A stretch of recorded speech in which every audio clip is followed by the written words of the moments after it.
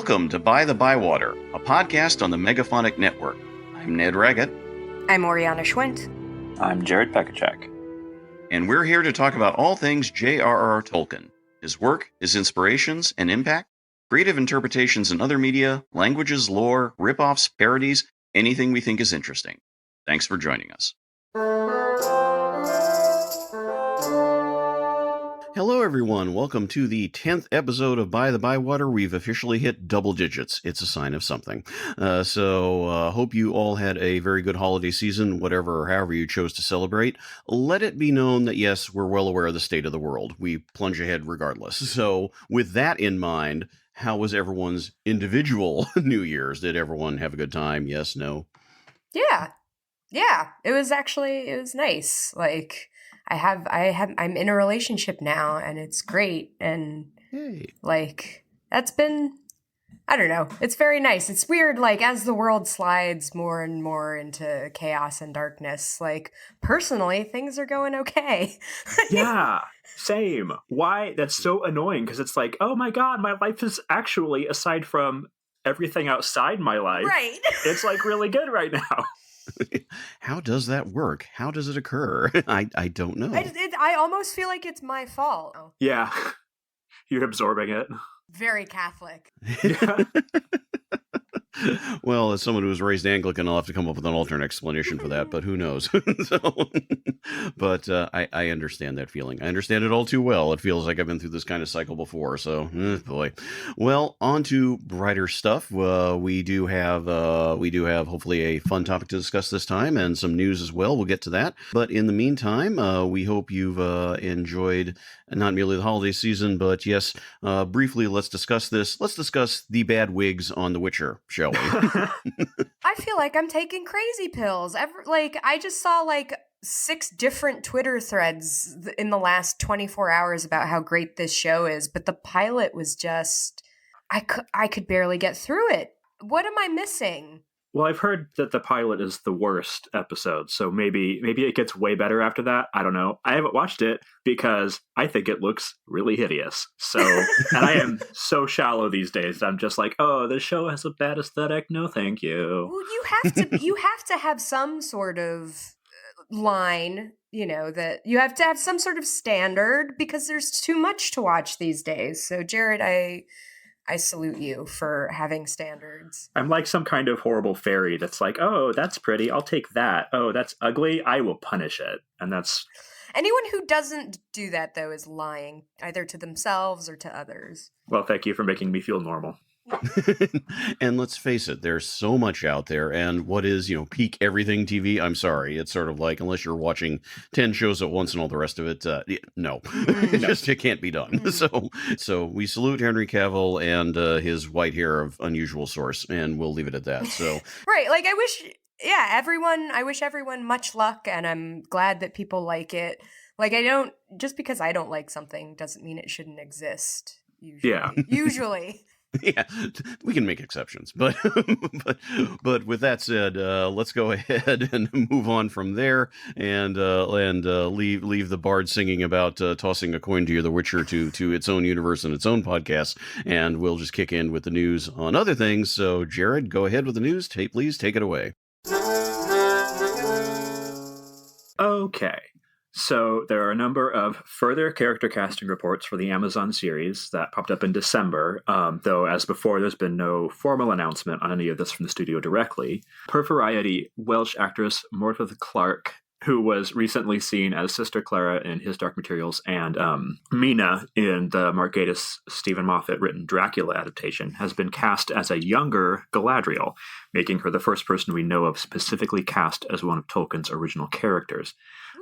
Yeah, it's exciting, I guess. Finally! Yeah. Meanwhile, Deadline reported American actress Emma Horvath, whose credits include 2017's Like, Share, Follow, has been cast in an otherwise unknown role. In contrast, Variety has reported that Will Poulter, previously, part of the ensemble, because we spent a lot of time ragging on him, has left the production due to the time-honored tradition of scheduling conflicts. Yeah, we take credit for this, right? Like, this is our fault.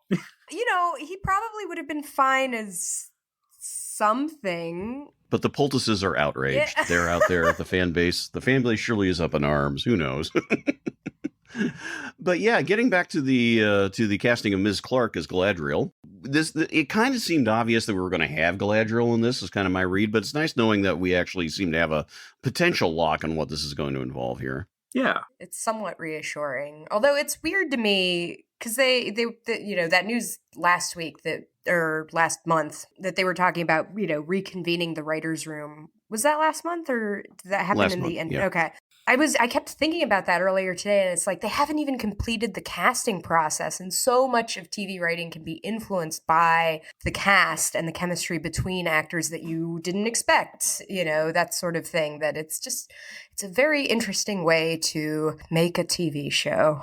I don't know. And I mean, the fact that, speaking of, Poulter is out, and if they were planning on writing around him, it's like, well, I mean, quite obviously all anyone has to do is point to, last minute casting, Viggo Mortensen. I mean, yes, granted, but that was lightning in a bottle. Movies, too. It was a movie. Yeah. Yeah.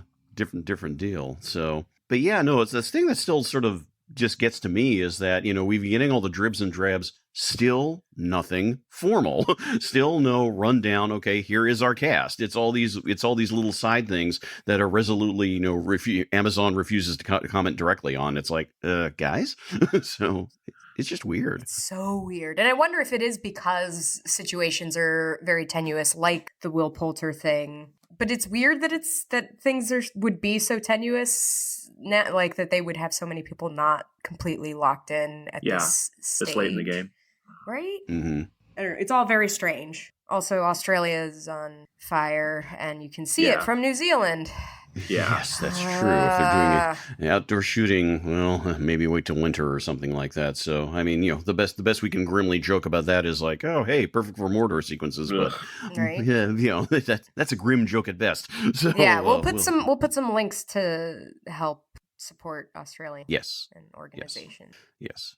Much as we'd like the real world to go away for a while, we can't totally escape it. Such is life. So, but in any event, beyond that, we'll see what the next month brings. I predict we'll get 2 more random casting announcements and another ensemble member leaves. I predict this will never end. And at least one departure. 2 steps forward, 1 back. Great. Thumbs up. So, all right. Well, no real other news to note beyond that. It'll be just continuing swirl until we do get something a little more concrete. So with that in mind, let's move on, and I will introduce, because it's my turn for it, talking about the main topic for this month. It's very little surprise that Tolkien's non-Middle-earth work simply hasn't received as much attention in comparison to The Hobbit, The Lord of the Rings, and so forth. Part of it is a simple matter of volume. There's far more Middle-earth writing than anything else when it came to his active creative output. But in terms of sweep, entertainment, and much more, his other efforts, ranging from children's tales from the 1920s to reflective, thoughtful stories from near the end of his life, simply haven't had the reach and impact his major work has.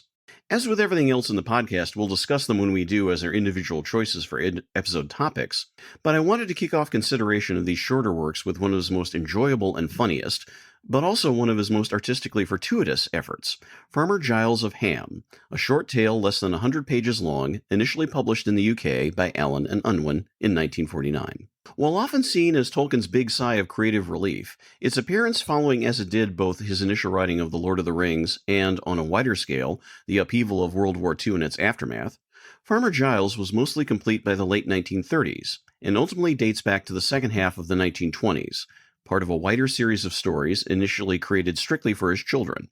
Other efforts like Roverandom, what eventually became known as the Father Christmas Letters, and The Hobbit itself fall into this general time and place. And it's worth noting Tolkien's own eye and ear for quiet experimentation here, even as small personal work for his family. None of these 4 efforts quite resemble each other in the end, and they speak to an alternate world, possibly without The Lord of the Rings at all, where Tolkien was more well known simply as an academic with a knack for enjoyable children's stories in many mediums. The 50th anniversary edition of Farmer Giles of Ham, edited by noted Tolkien scholars Wayne Hammond and Christina Scull, goes into welcome detail about how Tolkien slowly revised his story over time, taking an initially straightforward enough story about a farmer dealing with a dragon, into a quietly multi-leveled tale that, while never truly seriously epic, is able to work in a little drama, a lot of comedy, and some satiric snark along the way. As finally published, Farmer Giles tells the story of the titular figure, living in an anachronistic and fantastical medieval England, where many small kingdoms exist. Blunderbuss guns are available to fight off deaf and stupid giants. Young dragons make claims that knights are mythical creatures, and in general, things are once both familiar in a tales of yore sense, and completely modern in both the narrator's dry asides and the behavior of the characters on a number of fronts. And World War II was certainly on Tolkien's mind when he describes two characters towards the end of the story as engaged in a pact of mutual non-aggression. Hammond and Skull suggest that the key connection to Middle-earth may lie in the fact that, like Bilbo Baggins, Farmer Giles has greatness and adventure thrust upon him by seemingly random chance, rather than by direct intent. And both characters share a thoroughly comic, but certainly quite understandable, desire to try and avoid unnecessary stress, which evolves into them showing off skills and self-confidence even they're initially surprised by. It's a logical approach, and certainly builds into larger themes in Tolkien that arguably emerge more in his work over the years. Where in his initial Middle-earth stories in the 1910s, his regular person was simply a voyager hearing about stories of epic kingdoms, princes, and heroes, his focus to a strong, though of course far from total degree, shifts to people lower on society's scale. Related to that is the fact that one of the resolutions of Farmer Giles, that after both unexpected adventure and due to his own emerging cleverness, he ends up the leader of a small independent kingdom that forms around his hometown, split off from the realm of a more distant remote monarch. It isn't that far off in the backstory of the Shire itself. Of course, there's a key difference nonetheless. Giles creates a kingdom as noted, albeit one that gets more regal as such with time, where the Shire remains a kind of self-regulated rural bourgeois society with a landed gentry, but not much more. But in both cases, there's a kind of suspicion of wider empires at work, and in Farmer Giles, Tolkien's portrayal of that distant remote monarch, shown as interested in little more than money, and his dithering society of do-nothing snobbish knights, explicitly contrasted with servants, squires, and men-at-arms in terms of groundedness and, eventually, bravery, underscores Tolkien's continuing ambivalence about what a best society should look like, something that appears in others of his short works. Now, lest this sound too heavy, it's again best to remember that this is ultimately a yarn, a funny story, where the comic elements land extremely well. One big reason for this is the work of Pauline Baynes, whose illustrations, while not her first professional commission, were her wider breakthrough leading to other work for Tolkien, for C.S. Lewis's Narnia books, and much more besides in a lengthy and wide-ranging career, thanks to Tolkien approving, in 1948, a portfolio of the then 26-year-old artist's work after initial choice for illustrator didn't meet with his approval. Baynes's mock-medieval line drawings are consistent, total delight throughout, creating the sense that something could be, maybe, found in a mysterious old codex hundreds of years old, detailing a strange tale indeed. So many of them are personal favorites of mine, but I especially love anyone that features one of the story's best characters, Garm, Farmer Giles' boastful, cowardly, and ultimately loyal and hilarious dog, though as Tolkien cleverly notes, and Baynes happily portrays, Giles' nameless mare may be the secret hero of the whole thing. Yet above all else, I will always adore, in both Tolkien's words and in Baynes' art, the seeming antagonist of the whole affair, the brilliantly named Chrysophylax Dives, a dragon with, as Tolkien regularly notes to sly effect, ancient and imperial lineage. Conceived some years after Tolkien's first awe-inspiring and horrific dragon, Glorund, aka Glaurung, but some years before his other majestic Middle-earth dragon, the cruel, imperious, but also darkly sarcastic Smaug, Chrysophylax is his own hilarious creation. More than happy to kill a bunch of useless knights in a single blow, as well as to bring up, a couple of times, about how one parson he eats along the way was too stringy and lean, Chrysophylax is ultimately a great cowardly con artist, smug when he thinks he's winning, wheedling and sly when he's on the back foot. But without ever being redeemed, Tolkien's smartest trick may lie in how he and Giles end up with a kind of mutual respect, based in part about how, in the end, the two of them don't want to fight at all, especially when there are more deserving targets of ire around. Part reluctant dragon in the classic fairy tale sense, part loud showman who can't wait to pick your pocket and then eat you for dessert, Chrysophylax is a minor miracle, and it's perfect for my introduction to stop here with him so we can open up discussion. So throwing it out there.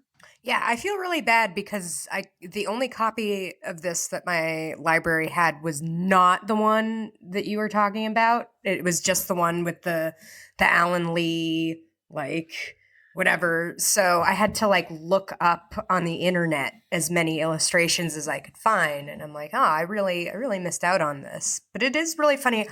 I had not read this before. Jared, had you read this before? I had, but it was years and years ago. because I kept waiting, and I don't know if this is just my brain having been trained by the last decade and a half, let's say, of popular cinema or TV, but I kept waiting for the twist, the reveal, like the Farmer Giles was going to be like, I don't know, there was going to be some undermining, but no, it was just like a straight, like, yeah, he became king, man. Like, as you do. Right. I was like, oh, this is kind of refreshing. You're just telling me a story. It really does have that feel to it. I mean, the fact that it did grow out of like a kid's story is, just told to his kids, I think sort of underscores that there isn't necessarily a big, heavy twist on board, because why would there be, you could argue. It doesn't have pathos per se. Right. I mean, every death is kind of funny, to be utterly honest. It's just absolutely, starting with Galatea, the cow who gets squashed, and Garm going, and all that. So that's another one of my favorite illustrations, because Galatea is just there going, munch, munch. You just see this big foot. Yeah. It's like Monty Python before it happened. So. Ooh. Yeah, maybe there's a connection. Yeah, so, right? Now that I think about it. So it's one of those things that on the one hand, you almost don't want to pick it apart too much, because it is so kind of, as you're saying, Oriana, it's sort of straightforward. On the other hand, it's, as I was trying to hint in the introduction, there are some interesting unexpected depths. You don't want to necessarily tie it into too much of an overarching, this is the way Tolkien always thought about everything. That's way too over-deterministic. But it's interesting what elements sort of crop up and play out. I kind of like how, for instance, it's a much different dynamic in Lord of the Rings, where you have like, Ted Sandyman versus Sam Gamgee, for instance, and they're sort of back and forth. But the back and forths between Farmer Giles, the miller, and of course, especially the blacksmith are just, the characters in the small town and trying to deal with each other. What I want to know is like, what did a miller do to Tolkien? Like, he's just very, like, every miller is portrayed as just like the worst kind of person. It's like Mike Schur in Librarians. Like, what's the beef here? What happened? Well, I think in the 50th anniversary edition, which has so many notes and things, I think they point out, actually, I have it right here. Thank God. Yep, got mine. Actual scholarship. Yeah, well, Secondhand. We're just reading notes. Yeah. In the notes, this is again for listeners, this is the 50th anniversary edition by Hammond and Skull. Basically talking about how figures like the parson, the blacksmith, and the miller, and this is their note, these are typical of the important figures in the life of a medieval village. The parson was responsible for its spiritual well-being, and the others were skilled craftsmen. So it's almost kind of like, stock types, I guess is the way. You had to have a miller around because you're trying to, grind the flour. How else are you going to make your bread? Your blacksmith for your tools, and your parson's making sure your mortal soul does, the right thing. So, but yeah, no, I mean, the only thing I can think of offhand is that mention in his introduction to the second edition of Lord of the Rings, where he talks about how there was, he remembers not liking the look of a miller in that spot he was growing outside, but he was very clear about how he wasn't named Sandyman and he wasn't trying to draw a direct slam on him. But yeah, who knows? Maybe millers were just not his favorite people. I found it. The notes say, in the medieval village, the miller was the most prosperous and the least popular inhabitant, for the villagers had to bring their grain to his mill, and the miller did the measuring. He was naturally suspected of cheating, and in literature of the Middle Ages, such as the Canterbury Tales and Piers Plowman, is typically characterized as dishonest. So that's why he inherited his hatred of millers. He was just following the tradition of medieval texts and medieval cultures. Mm-hmm. And then I like that detail at the end that when the kingdom is established, milling becomes a royal monopoly, and he ends up becoming the most like toady-like Western of them all. And then the blacksmith gives up and just becomes, because of prophecy, becomes an undertaker, which is good. I do want to mention, because no one's heard this, but when we were recording a pilot episode for By-The-Bywater almost a year ago, our brief subject was funniest characters in Tolkien, and my choice was actually Soapy Sam, the blacksmith, and I love him because he is just so relentlessly negative.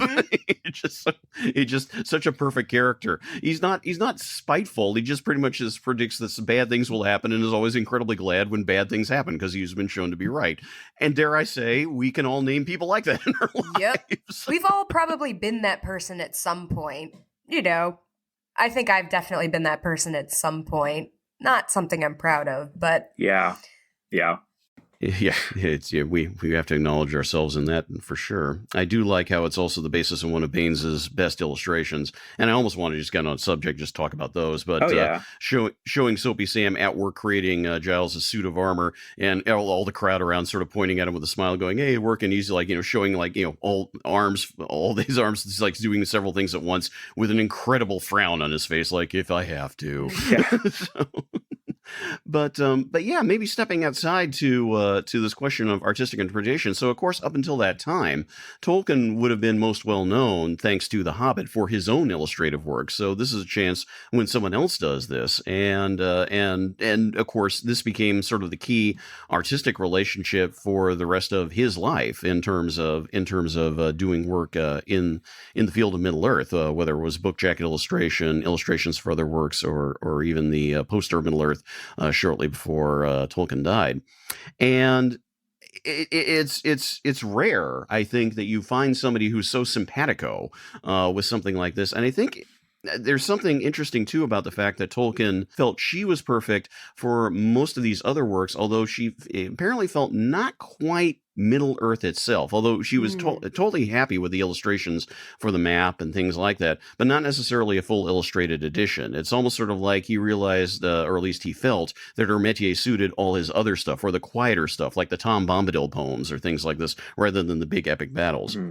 But that aside, I mean, it just talent will out. I mean, this is just such a it's just one of those things when I hadn't thought to think about the age she was until I went doing research. Like, okay, 26, and she already has that down. I mean, that's a distinct, funny riff that shows the quality at work. I mean, it's really impressive. Yeah, her stuff is so beautiful, and I really like the way that she takes the sort of geometric medieval style that we're all familiar with like, people post pictures of like horrible cats or like knights riding snails or whatever. But she takes it and does the same kind of comfortable children's story riff visually that Tolkien is doing verbally. And I don't know. Mm-hmm. I think it's not easy to do that and have it not look like a parody rather than like a loving pastiche the way the story is. Right. Yeah, and I can think of, we can think of many examples. I mean, we were talking Monty Python earlier. Obviously, Monty Python and the Holy Grail, kind of, much after the fact, sort of other, broad comparison points, and there are other ones we can come up with. But yeah, no, it suits, it fits. It just fits, I guess is the best way of putting it. But I do like Tolkien's own comment about how when he shared the illustrations with friends, he said, like, yes, the opinion was that my words were a nice compliment to her drawings, which he apparently took in very good humor. And it's worth noting too that Tolkien and Baynes became actual good friends. In the later years of Tolkien's life, when he retired and moved to Bournemouth, Baynes and her partner, who was a German, as it turns out, a fellow who had fought in World War II and been captured and ended up living and working in England. Baynes and her husband went to visit Tolkien and Edith, and apparently Tolkien and Baynes' husband would swap war stories. Well, they have different wars, but hey, and different experiences. And maybe more important to note that at Tolkien's private memorial service, when he did pass, she and her Baynes and her husband were one of, I think, just 12 guests. Whoa. So a very, very close friendship. It's worth noting that she and Lewis did not have this close friendship. So even though her work was arguably, even more famous through that, after he died, she heard more about what he apparently really thought about her work, especially in terms of anatomy and things like that. And she was a little put out, so is the best way to put it. So it's kind of nice to know that she and Tolkien actually had a very, very good, strong friendship going. Well, Lewis had issues with it anyway, Yeah. Let's not get into Let's not get into that. So maybe a little more just get back, since I was talking about as my favorite character. Chrysophilax Divis is so funny. He's just such a delight. I mean, I love his, even like in sort of like, oh, hey, what are you doing? You got a sword. Oh, it works. He's just hilarious. When like a second before he's going like, this will be great. I can't wait to eat you alive. Oh my God. What? Who among us has not had that moment? Exactly. The classic turn. And I just love how, and this, again, the strength of Baynes' illustration, how an illustration one page shows him totally tuckered and tired out after Farmer Giles has chased him over hill and dale into the town. And then, 2 pages later, he's got his breath back and he's basically sitting up going like, let me offer you a deal. The wheeler dealer dragon. I love it. It is such a nice, again, making the contrast to someone like two characters like, Glaurung, who is, pure evil flat out, and Smaug, who is entertainingly evil, but still incredibly evil. Divis, sure, he eats a parson here or there. Sure, he eats a knight here and there, but you get a sense that he's sort of like just some guy. It's a very interesting dialing down of the medieval, the medieval fear factor, if you will, to something else entirely. So it's not Disney-esque, no. But you could almost see Disney trying to do something with this, even though Tolkien would have hated the idea. So yeah. Oh, now I'm like seeing the animated version of this with voiced by who's the guy whoever voiced Jafar in Aladdin, that's a good one. Or something like that. But I do like just chasing the dragon until it gets tired. Chasing the dragon. Phrasing. No pun intended. But that is it is just, it's so refreshing. Dragons get tired. Giants. I didn't expect it to start with a giant and escalate to a dragon, but have it's a very small escalation, given the relative lack of damage. I also enjoy, you could lay a Marxist reading over this so easily, and that's fun. But it fits. I mean, I was sort of half hinting at this in the introduction. There is this intriguing socio-political subtext, for lack of a better word, that, Tolkien's putting in there. This isn't the brave prince coming in and doing this. Intentionally, it's not. Right. It's just this character who clearly is, shall we say, flawed. I mean, he's a bluff figure, and he's a bit of a bit of a boaster and things like this, but he's not seen to be a bad person. He's just one of those things is like classic, irritating bits. Yeah. And I do love how one of the strongest roles, even though she's barely in it, is his wife, just because I like how it's sort of like, she turns on a dime in very amusing and interesting fashion in ways that totally make sense. Garm is going off raising a ruckus, and she's like, just drown that dog or whatever, and all the rest of it. And his reaction is, well, you could be telling the truth. Well, if that's the case, go out there and do that. She's like immediately 180s, like, all right, get out there. In both cases, she is relentlessly unsentimental. I really like it's like whatever will give her some peace, I feel like. Yeah. Giles just feels very much like that guy down at the pub who just loves to run his mouth, and he's not, again, like you said, he's not like the word, he's not a terrible person. He's just a guy. He's some guy. Yeah. And there's a quote from Tolkien in one of the letters. It just occurred to me. I don't have it to hand. I don't know which one. But it's something along the lines of how he says that part of him almost favored, in a certain very particular way, favored a kind of anarchism, is what he liked. And he described it as saying, not the type of whiskered people who go around and blow up things, right. And all that. So to put it that way, and unless that seemed a little strange, it's important to remember in context that Tolkien was, when Tolkien was young pre-World War I, anarchism and anarchist terrorism was seen as, the big international thing, extrapolated to comparison points you wanted today. That's the kind of thing that was sort of the boogeyman. So him saying that actually makes a certain sense of his own upbringing that we'd lock it into that description.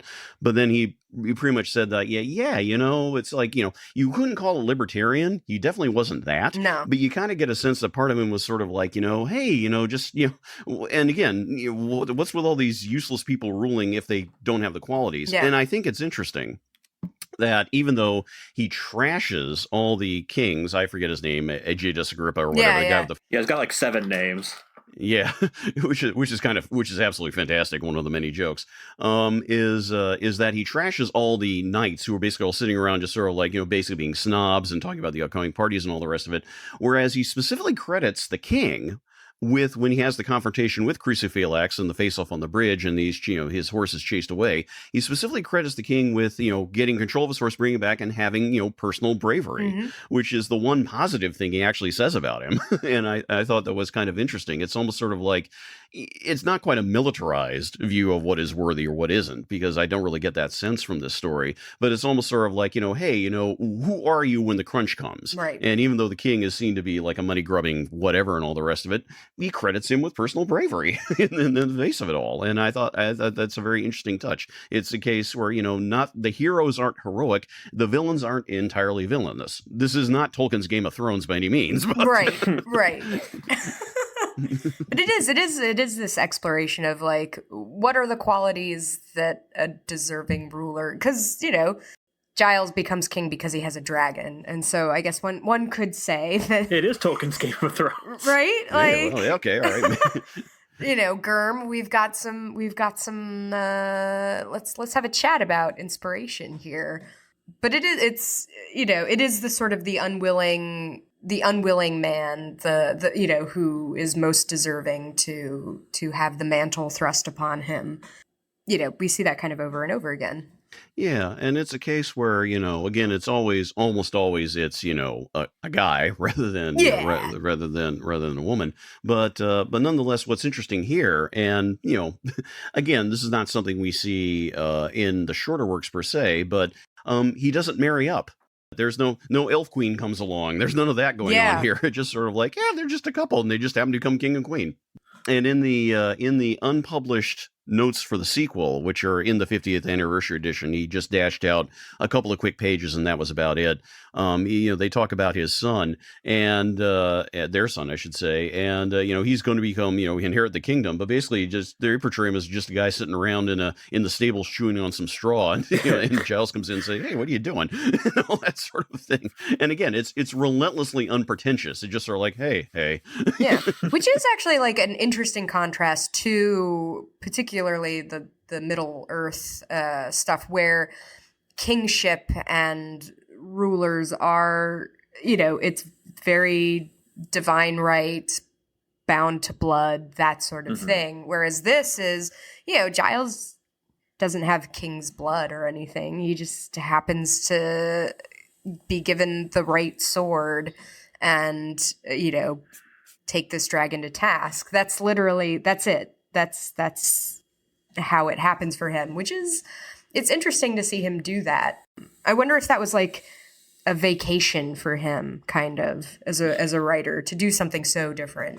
The fact that it was written, for the most part, it was essentially done by the end of the 30s before he had fully gotten into writing out Lord of the Rings, which I had forgotten. I thought it was something he had sort of written strictly after World War II, but it was not. It was essentially in place.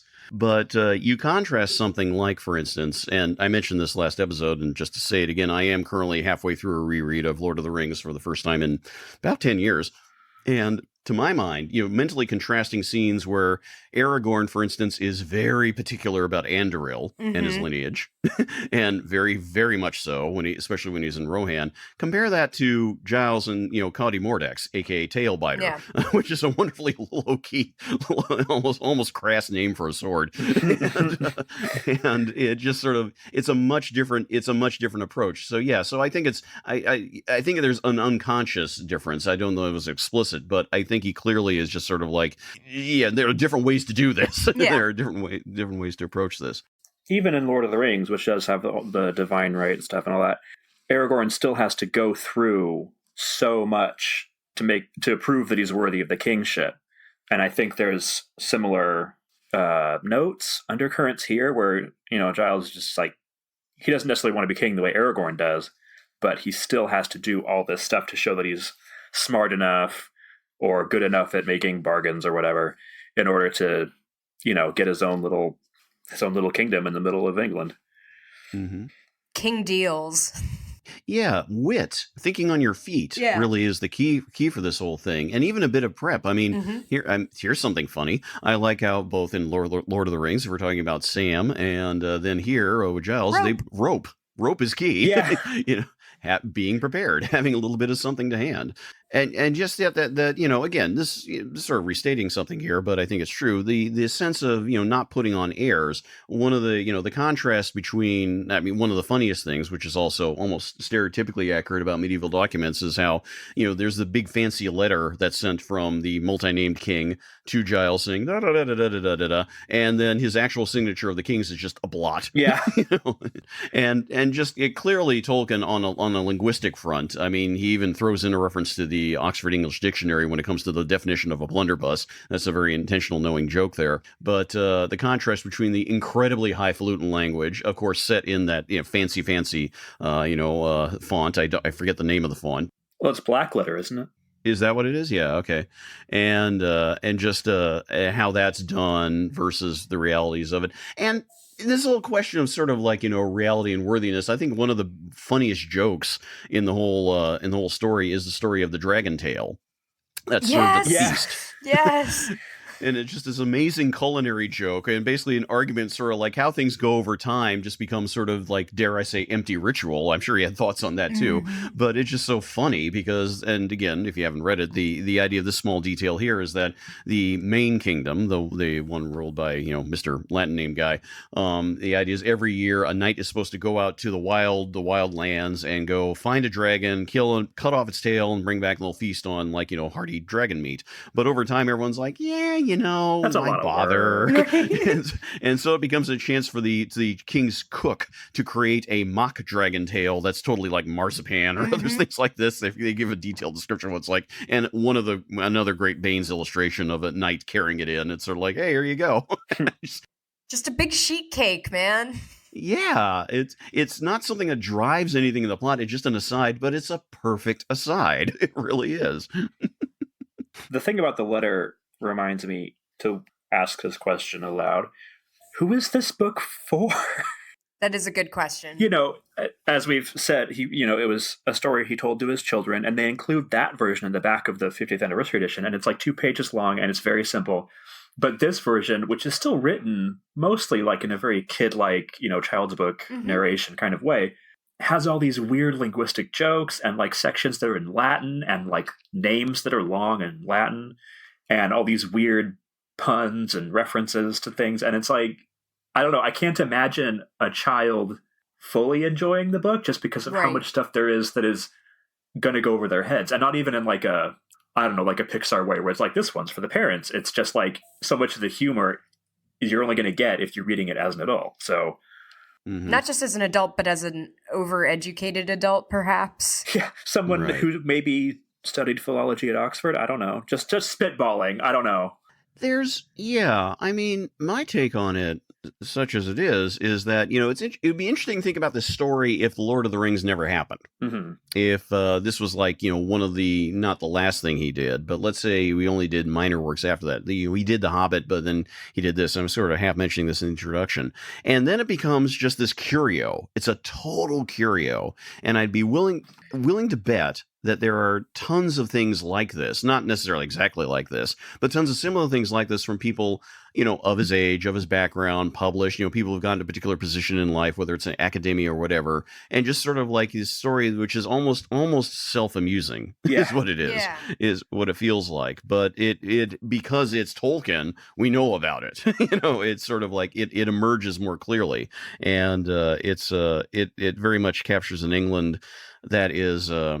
It very much captures in England and a mindset about England and medieval England that is very particular, that I find particularly fascinating. It's you can almost read a little, I don't want to say you want to read too much into it, as sort of like wishing for an England never was. You don't kind of get that sense. No. It's not pointlessly nostalgic. It's more so like, hey, old times, this happened. Yeah. Right. And it's a shaggy dog tale. And speaking of dogs, Garm! Let's talk about Garm. Garm is amazing. Let's talk some more about Garm. I love Garm. Just his looks. Pauline Baynes has such fun with him. Just those looks where he's all like, but he's not making Scooby-Doo sounds. He's just doing this. And I have to confess something. I do this to the present day. Ever since I first read this back in the 80s, every so often, if something comes up and I'm not really actually needing help, but I'm a little frustrated or worried about something or whatever, it's just very, very minor, I will tend to say out loud, help, help, much the same way that Garm does. And I've had people go like, what's wrong? And I'm like, oh, nothing. So, I'm just quoting a dog from a quasi-medieval text. It's fine. Yeah. Sorry, but I do this to the present day. It's just so perfect. He's so funny. And I just love how useless he is too. I mean, he spreads the warning. He's so useless. But he doesn't help. He doesn't Farmer Giles at all. Even Giles's wife is more useful than the dog, and she barely does anything. I like, too, that he is himself a figure of ridicule. Like, he goes about, he's a bully to the other dogs, especially once he gets his golden collar. Mm-hmm. Like, it's like great characterization written for, like, a dog. I'm very tickled and impressed because that makes sense to me. One of my favorite moments is the bit, and it's in the illustration where you see Chrysophilax all tired out just in the town, is the bit where Tolkien's saying, like, Garm hid but joined in the chase right at the very end and was, sniffing at Chrysophilax's tail when he was all collapsed, going like, oh yeah, I was here, I did that. It's like, no, you didn't.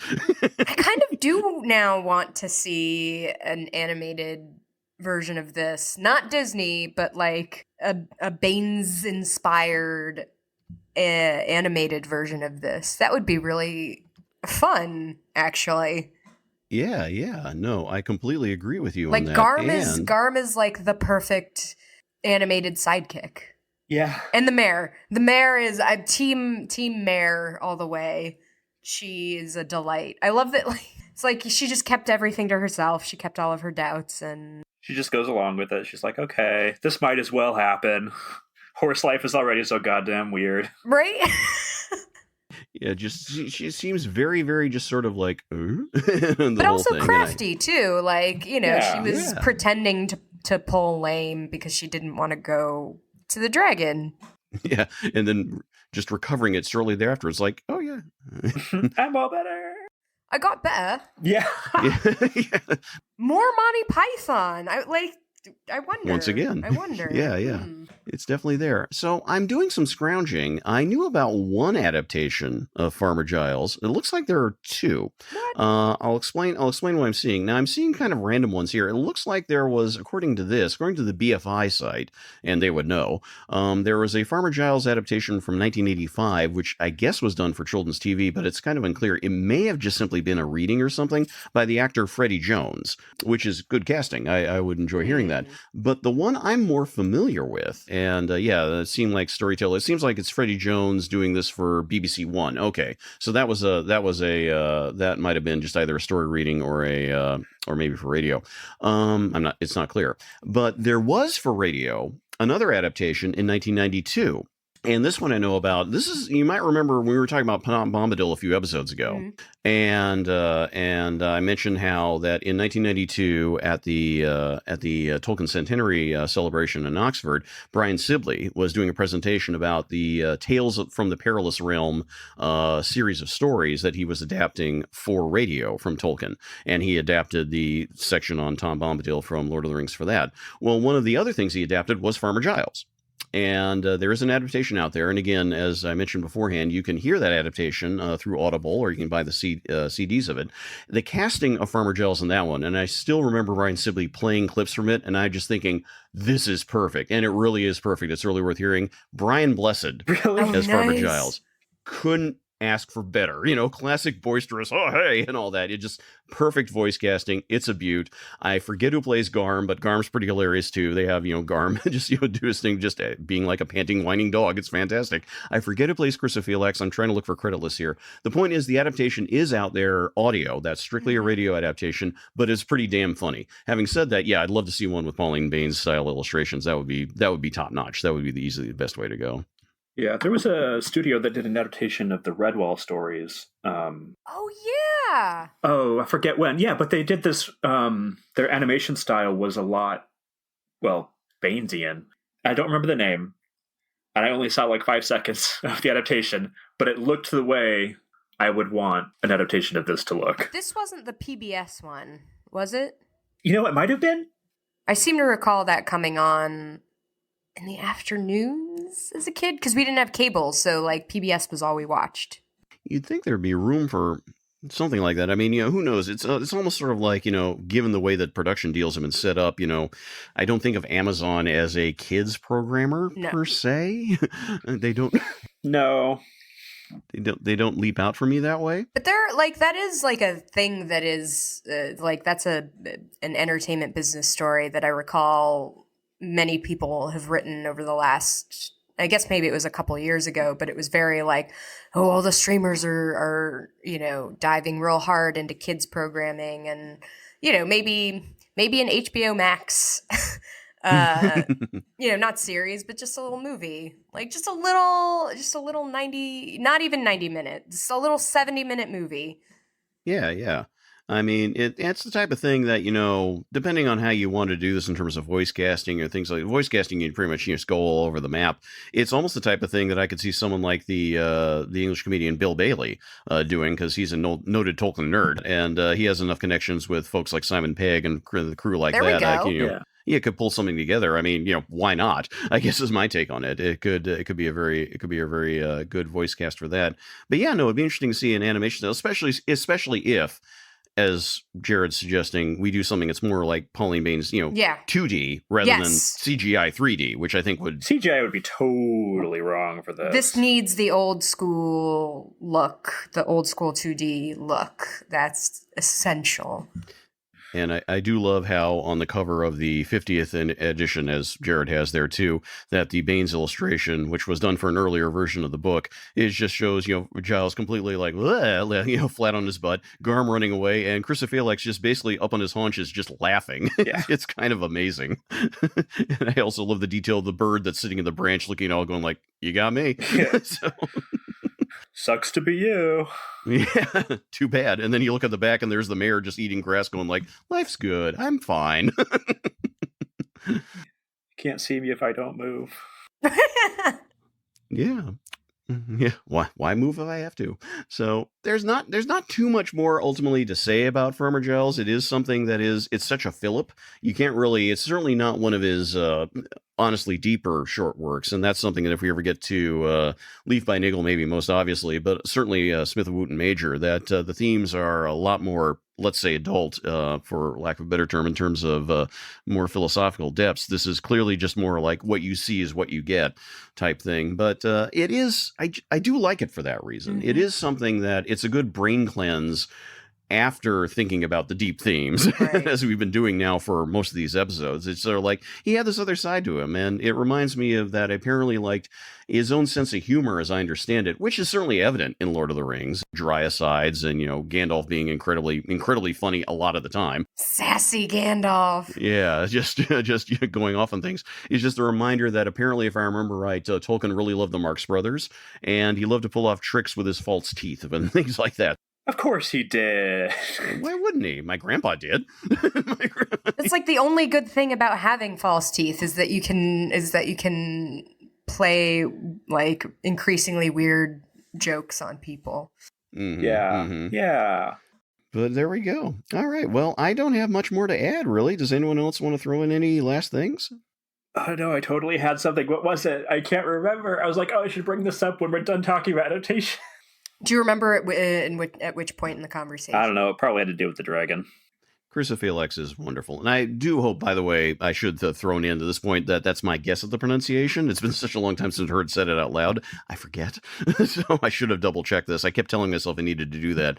But I always remember that it's Dives, not Dives, which is the way it's spelled, because it's clearly not Dives. It's meant to be a reference to him being, again, ancient and imperial lineage. And I do love how that's thrown in from time to time. But never explained.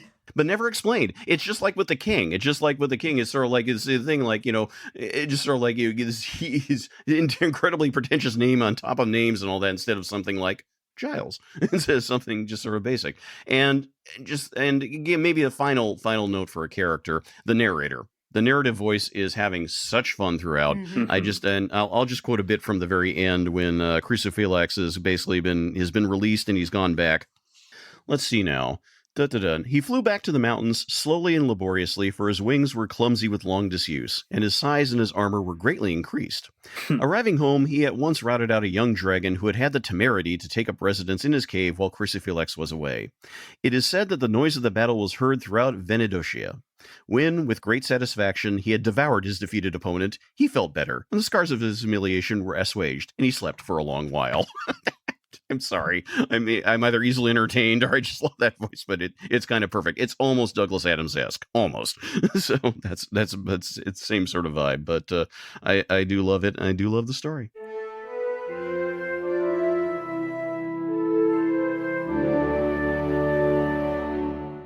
All right. Well, let's see. Let's move on now to the choice for topic for the next episode. It is Oriana's turn. Oriana, take us away. What are we going to talk about? We're going to talk about the dwarves. Oh! Who are they? Why are they? What function do they serve in the world, in the story? What, for those of you who like haven't read the books or have just read Lord of the Rings, but only kind of casually, and you're like, why do the elves hate the dwarves so much? We'll help you out in hopefully a fun and engaging manner. So yeah, what, like, dwarves, man. The Tolkien's dwarves, not like... I had to explain elf-dwarf relations to one of my sisters a few months ago, because we were playing a Lord of the Rings RPG, and she was like, so tell me, she wanted to create a character, she wouldn't tell me any details, she was like, why do they hate each other, and how would this be received? And I was like, well, let me take you back 7,000 years. There was this necklace. Yeah. But even before that, there was, yeah. It all comes down to jewelry. Like, I think she wanted to kill me. I mean, it's not your fault. No, I just get so hype. But who can blame you? That'll be a very interesting subject. And my brief dwarf confession here will be this. This is classic me in terms of the stuff that I wish Tolkien had written about. I just so wish we had gotten scenes in Belagost and Norgrod, but we never did. Never did. They were there. They were dwarf cities. Then they got ruined. Sucks. So it would have been nice, but we'll talk more about that next time. Oh yeah, is there fanfic out there about? Oh, undoubtedly. There probably has to be. In his book, the name of which escapes me, even though it's over there in my bookcase, John Howe's collection of Middle-earth illustrations that he published last year, I believe, he, based on the work he did for the various films, he did sketches out of what the gates for both Belagost and Nogrod looked like. And just for the heck of it. And I was like, that's great. Do more. Yeah. Develop that. Just see where it goes with that. But that's something we can reflect on for sure. He's working on the series, isn't he? He is. Yeah. This much can be said. Whatever actors aren't going, it seems like the creative team behind it all is still there. Yeah. So presumably by now he's created who knows how much art and things like this. So I am looking forward to seeing how that eventually translates and what happens there. But we'll have to wait and find out, as with so much else. So much. Indeed. All right. Well, thank you everyone again for listening. We appreciate you tuning in, or however you're listening to us in all this time. Thank you for joining us in what is now our second full year of doing this. Our actual first anniversary won't be for a couple more months, but we're rapidly coming up there. Hey, we made a good go of it so far, and we will talk dwarves next time with Oriana leading the way. And until then, goodbye.